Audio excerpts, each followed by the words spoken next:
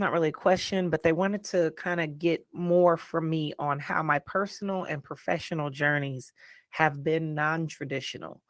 And if you've been listening to the Disruptive Discourse podcast, we've really been doubling down on non-traditional definitions of professionalism and success. And I would say really a lot of my journey has been non-traditional and quote unquote disruptive. First of all, just being a female, once I crossed over from social work into business, mortgage, all the stuff that I've done, sales, um, leadership, all of that stuff has been, I've oftentimes been the only one in the room, either female or black female. So there's been a lot of non-traditional realities or places and spaces that I found myself in.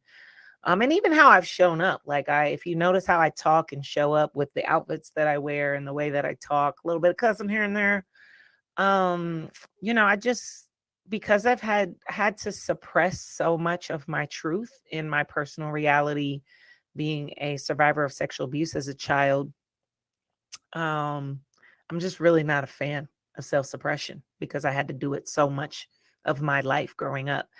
And so that's one of the reasons that I work really hard is to be able to show up as myself, because I know what it's like to not be able to show up as myself. So I work really hard on talent related efforts so that I can be myself more.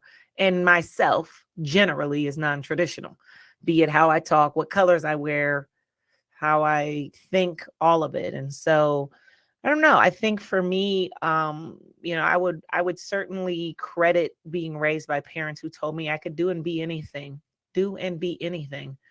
I kind of took them extra serious on that. So I've been doing and being anything. And so I know personally the absolutely glorious gift it is to show up to life as yourself. So that's why I'm so passionate about supporting other people and being able to get there. Yes, there is discomfort in potential judgment that people have.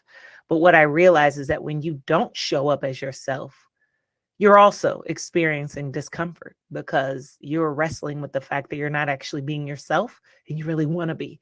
And so I've just chosen, since there's going to be a pain point, if you will, I might as well do me and experience the pain of that kind of judgment than trying to suppress myself and pretzel myself into what other people want me to be and be secretly miserable because I'm not being myself. And so either way, you're gonna have some discomfort. So I always say, do the discomfort that gives you the best outcomes and get you closest to the life you want to live.